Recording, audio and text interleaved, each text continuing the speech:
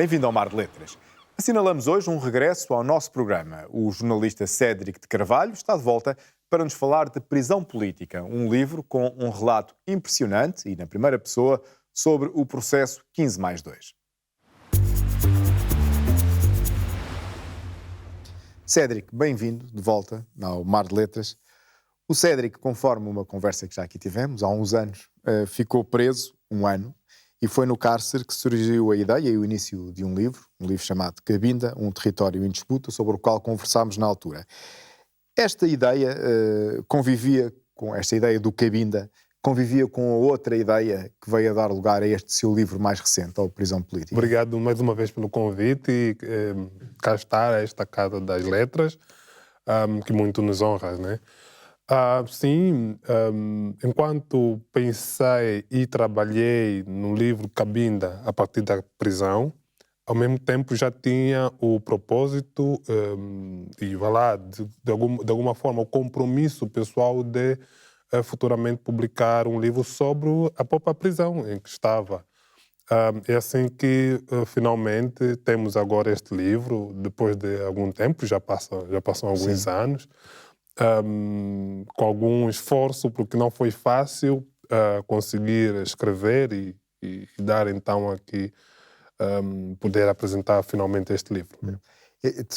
No fundo, o que nos está aqui a confidenciar é que enquanto estava no cárcere durante um ano, conseguiu criar o viveiro para 2 livros. Manter o cérebro ocupado é também uma forma de liberdade? Penso que de todas as prisões, o mais difícil é aprisionar a mente. Sim.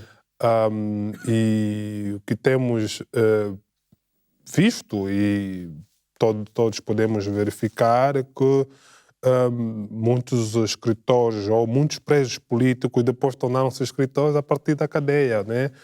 Muitos livros, não é o primeiro livro, muitos livros foram escritos, começados e até mesmo alguns publicados a partir da cadeia. Aliás, mesmo nós, dentro do processo 15+2, um dos companheiros chegou a publicar um livro, ainda estávamos na prisão.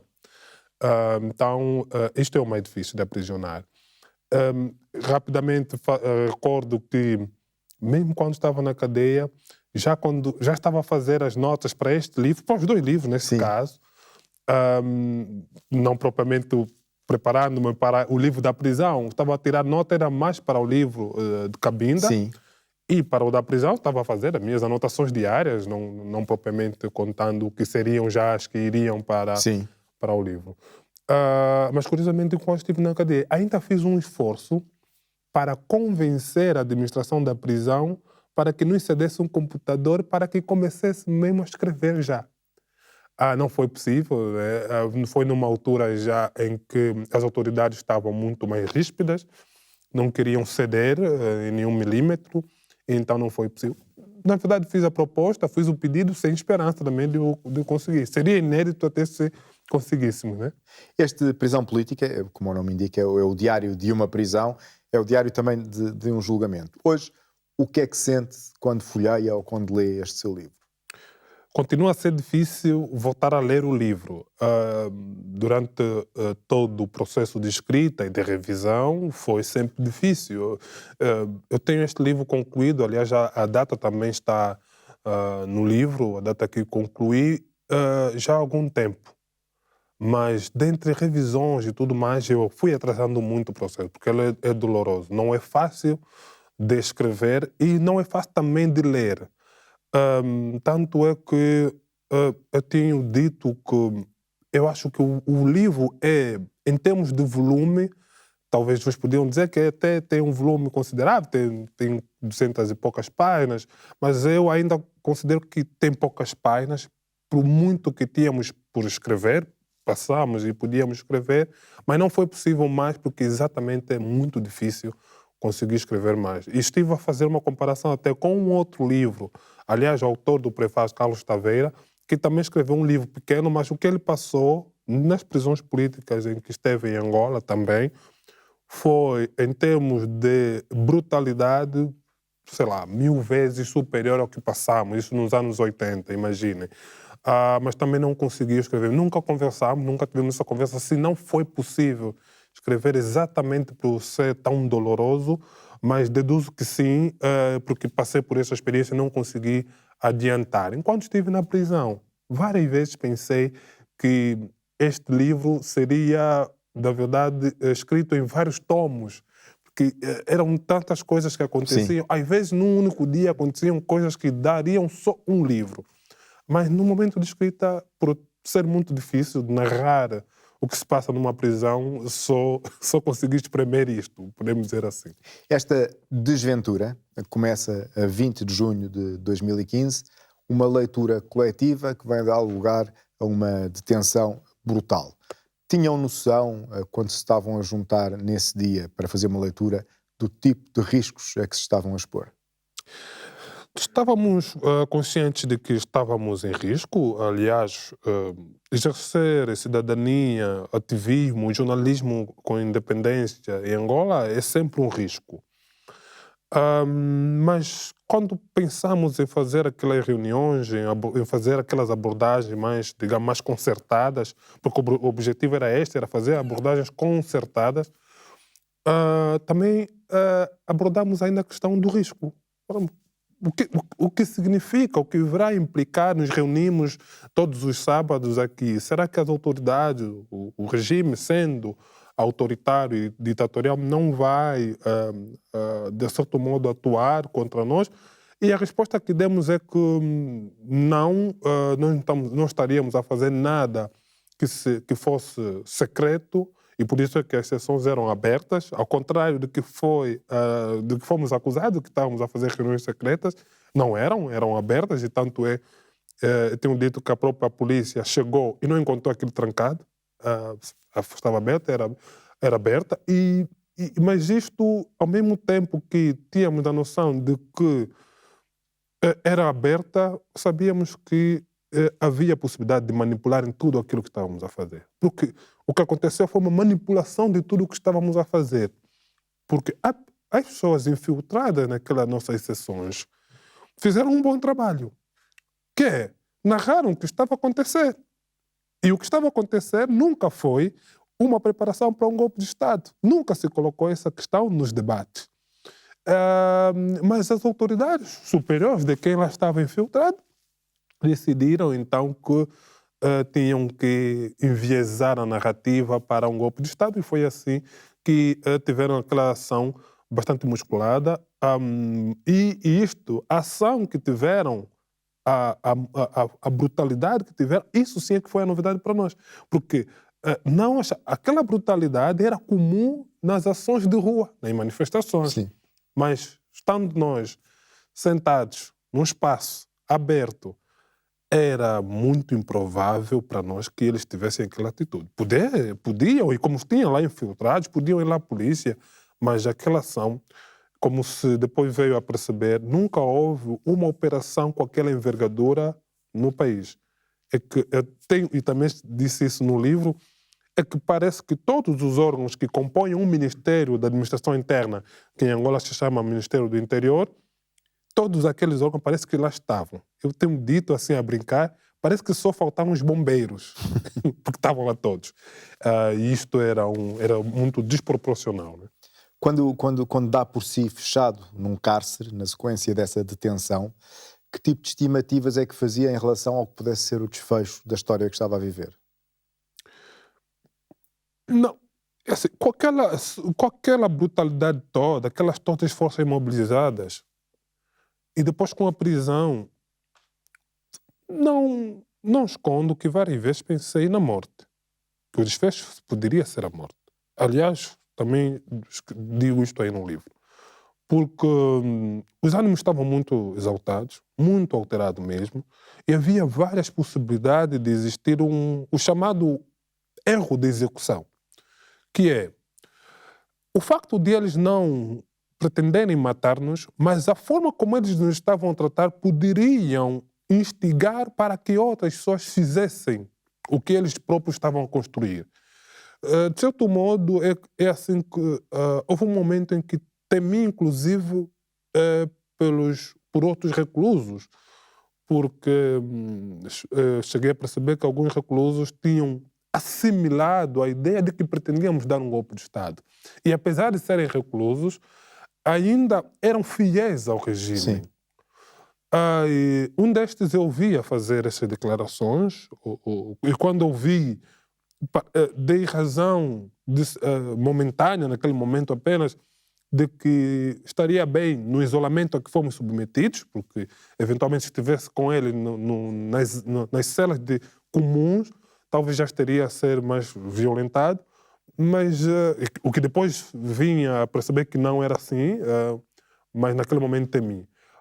Mas a poucas autoridades, no próprio dia da detenção, como também narro, havia uns ânimos estavam tão exaltados por parte dos agentes que eu tenho dito que qualquer movimento estranho da nossa parte, que estávamos ali detidos, pudesse resvalar para um fuzilamento no momento.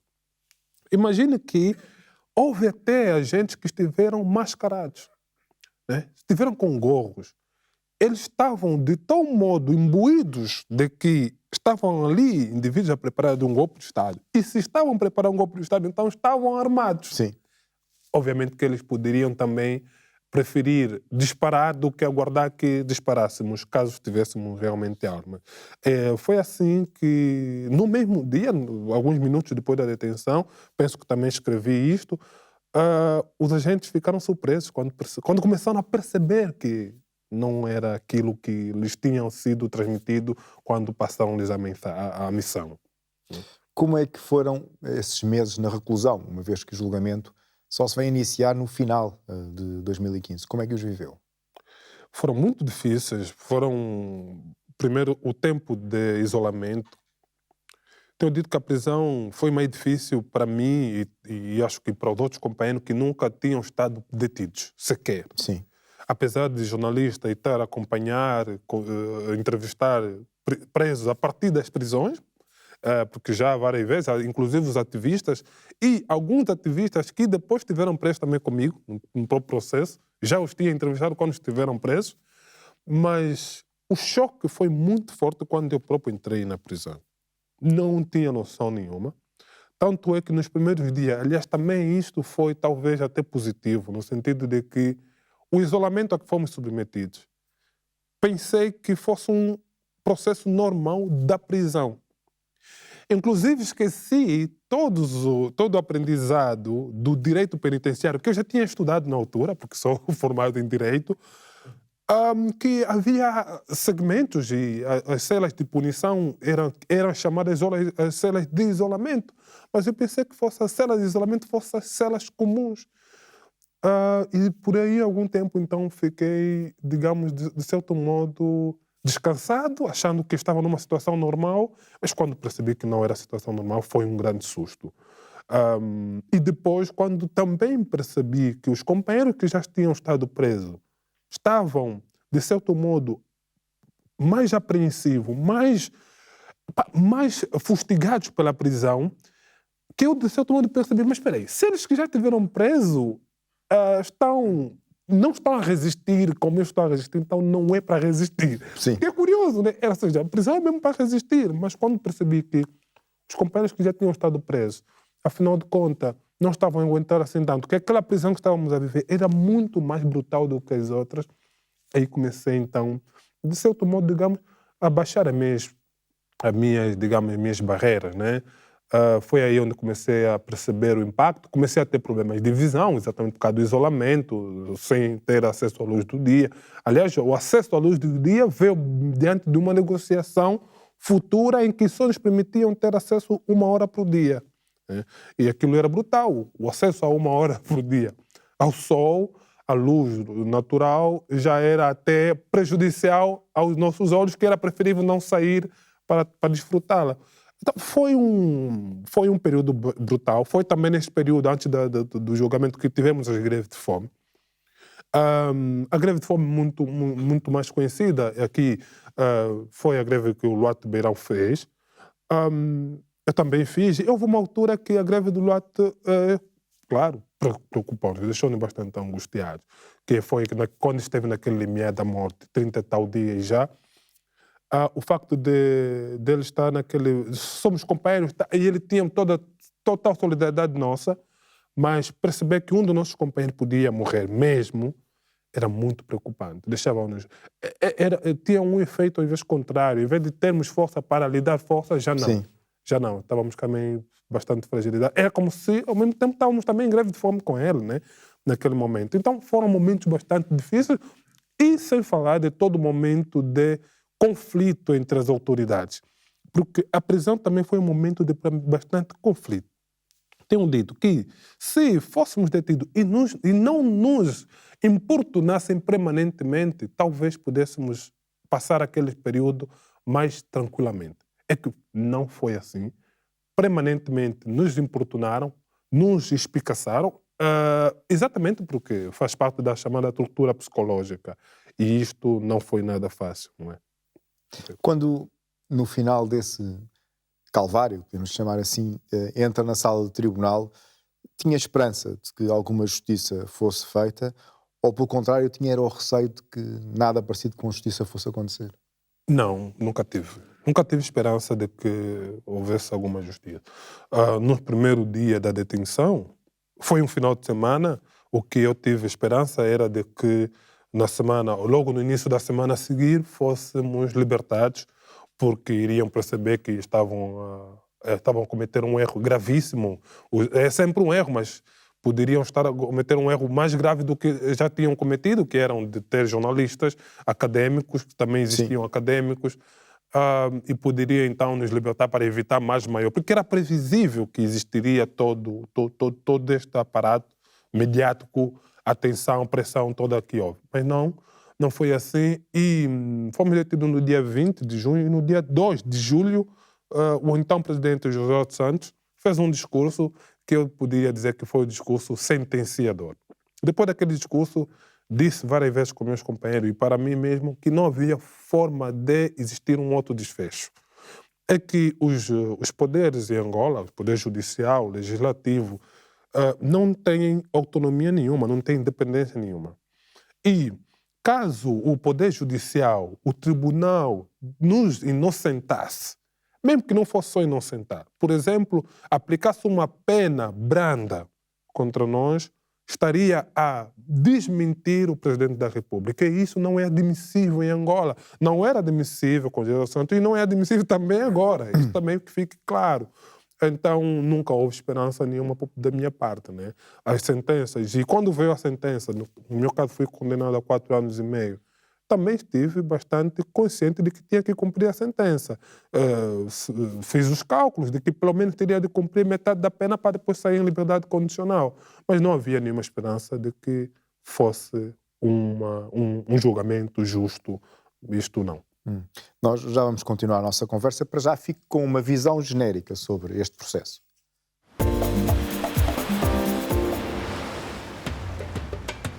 O início dos acontecimentos remonta a junho de 2015. A polícia angolana deteve um grupo de ativistas durante uma reunião em que se lia e discutia o livro de Jan Sharp, Da Ditadura à Democracia. Uma reunião que foi entendida pelo regime do então presidente de Angola, José Eduardo dos Santos, como um ato de rebeldia. Depois de um processo que se arrastou ao longo de vários meses e que recebeu atenção internacional quando alguns dos detidos entraram em greve de fome, os ativistas foram condenados a penas de prisão entre 2 anos e meio e 8 anos e meio pelos crimes de rebelião e associação de malfeitores. O caso ficou conhecido como o processo 15+2. Dos ativistas faziam parte 2 mulheres. Os 17 ativistas foram libertados no dia 29 de junho de 2016, depois do Supremo Tribunal de Angola ter aceito o pedido de habeas corpus apresentado pela defesa.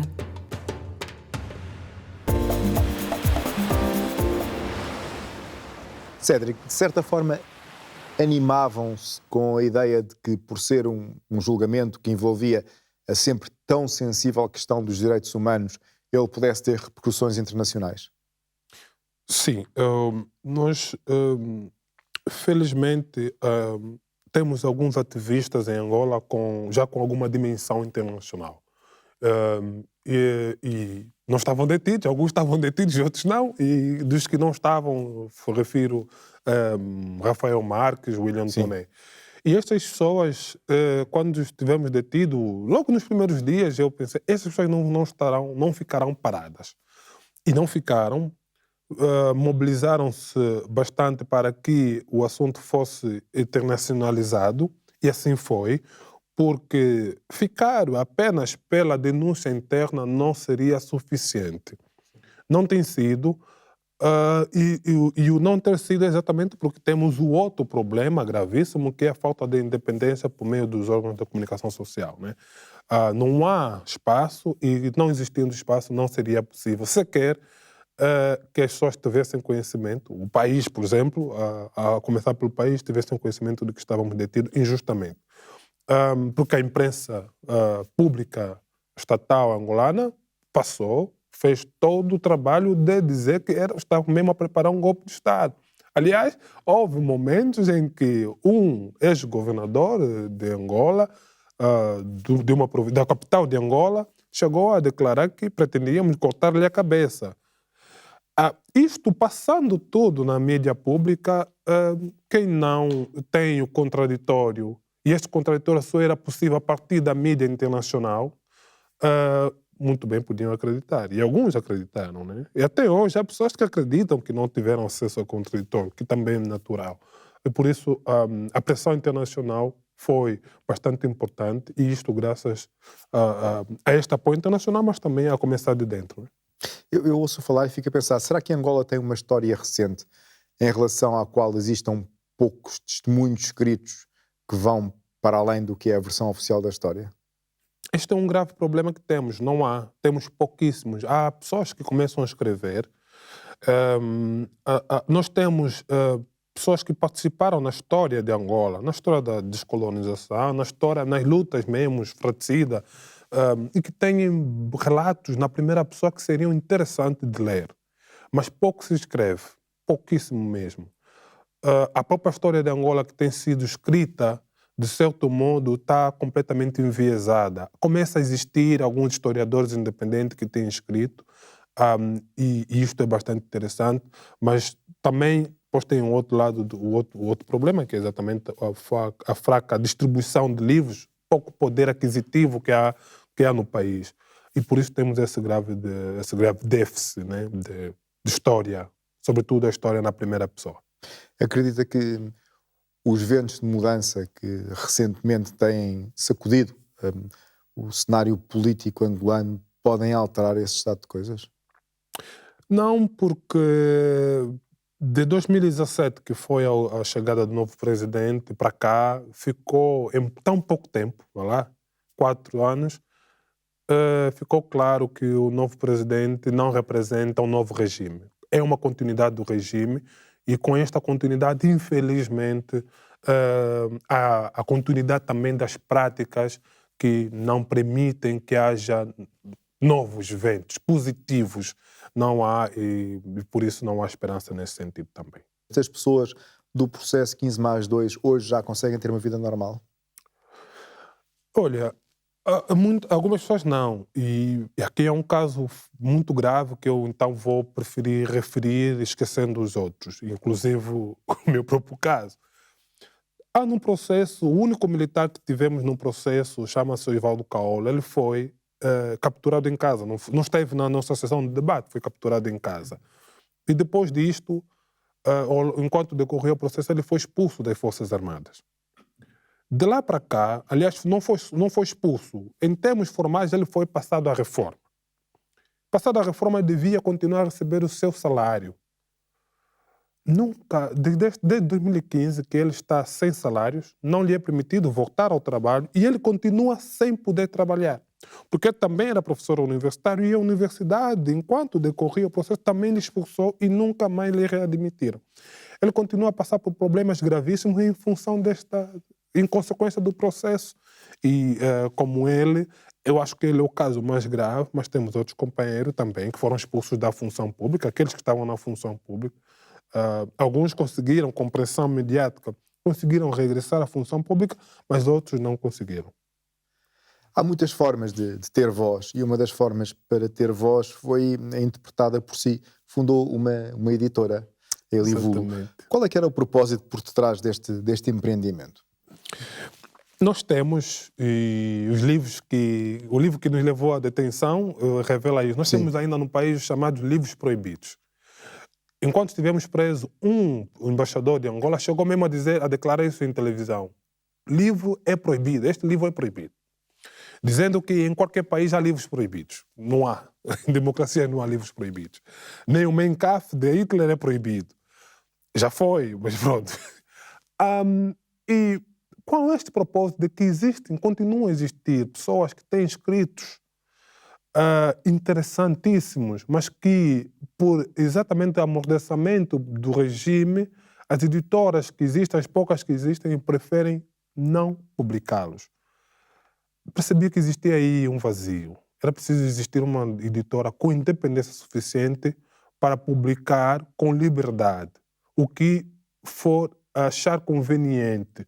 E este achar conveniente é de acordo com os critérios editoriais, não critérios políticos. Sim. E é assim que temos conseguido publicar.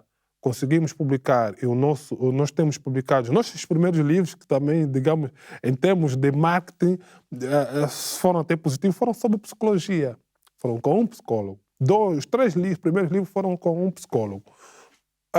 E depois, então, publicamos um dos primeiros livros, chamados Proibidos, que é também o Diário de Cárcere, de Magno Domingos, exatamente quando estava, que também, enquanto estávamos presos, foi feito também preso político.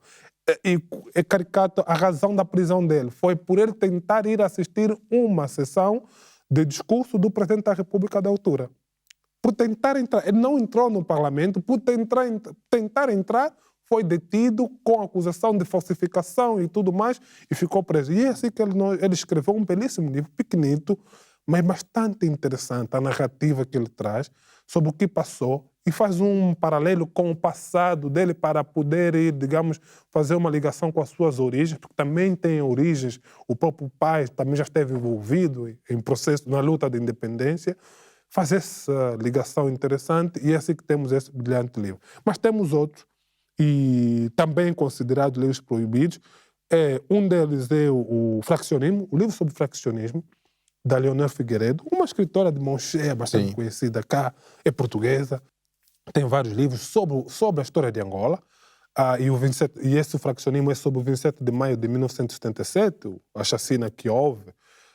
Mas depois temos, e agora foi já no ano passado, conseguimos publicar um livro que é o cerne do 27 de maio de 1977, que são as 13 teses em minha defesa, escrito por o então ministro da Administração Interna, sim, na altura chamava Ministério da Administração Interna, mas não tinha o pelouro das forças de segurança e coisas assim, tinha o território, a administração do território na altura.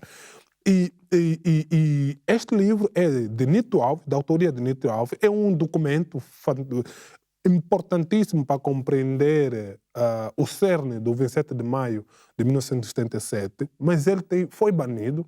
Aliás, em 1977, quem tivesse, o governo angolano fez questão de perseguir quem tivesse acesso a esse documento. Tanto é que esse documento é parcial. Este documento é apenas o documento, mas não se tem acesso ainda aos anexos que faziam parte deste documento. O regime angolano matou as pessoas que tiveram esse documento, matou o autor do documento, Nito Alves, matou os seus companheiros mais diretos, nomeadamente Cita Valles, e então o Zé Vanduni. Zé Vanduni, este que é irmão da atual ministra da Administração Interna cá e da Justiça, né? A senhora Francisca Vanduni. E é um livro que é proibido. Até hoje continua a ser proibido. Nós tivemos alguns problemas para poder também publicar este livro em Luanda. Vai lá, aquela questão que colocaste, que era continuar a existir constrangimento nos novos ventos. Não há novos ventos, porque este livro ainda tivemos problema. O livro ficou apreendido no aeroporto por algumas horas e foi preciso porque fizemos a impressão cá, e depois, no momento de chegar ao país, ficou apreendido, tivemos que fazer algumas diligências para poder resgatá-lo, e foi possível, mas é este um dos livros proibidos. Mas não só, temos outros livros. Recentemente publicamos o nosso primeiro romance, Ventos da Destruição. Não é livro... Espero que não seja depois classificado como um livro proibido quando perceberem que o livro aborda, na verdade, os problemas da nossa segurança interna, da segurança de Angola. Mas é um romance belíssimo, escrito por um romancista. É o seu terceiro livro, que acredito vir a ser... Aliás, deve já ser bastante lido e acompanhado pela crítica. E até mesmo aqui iria referir também a crítica portuguesa, né? Cédric, foi uma bela conversa que está quase a terminar, mas antes disso, qual é que é a sugestão de leitura que nos traz? Olha, trago aqui também outro belíssimo romance. Este não é da nossa editora, não é da Elivulo, é o Advento da Loucura. É um romance da autoria de Sérgio Fernandes. É o seu segundo livro. O primeiro foi de contos. Este segundo é um romance bastante interessante em que coloca um médico psiquiatra a atender, a acompanhar pessoas que dizem-se perseguidas num pós-golpe de Estado em Angola. E então, eu acho que é bastante interessante. O Sérgio Fernandes escreve também lindamente. É um jovem e da mesma geração, da minha geração e da geração do Jeremias Sebastião, que é o autor do Ventos da Mudança, e por isso eu recomendo a leitura deste livro. Muito bem, Cédric, foi um prazer ter esta conversa. Obrigado. Estou certamente convicto de que teremos mais conversas, aliás, se calhar até a propósito de alguns destes autores que vão publicando. E assim termina mais o Mar de Letras. Foi ótimo contar com a sua companhia, que não dispenso na nossa próxima emissão. Eu despeço-me. Até lá.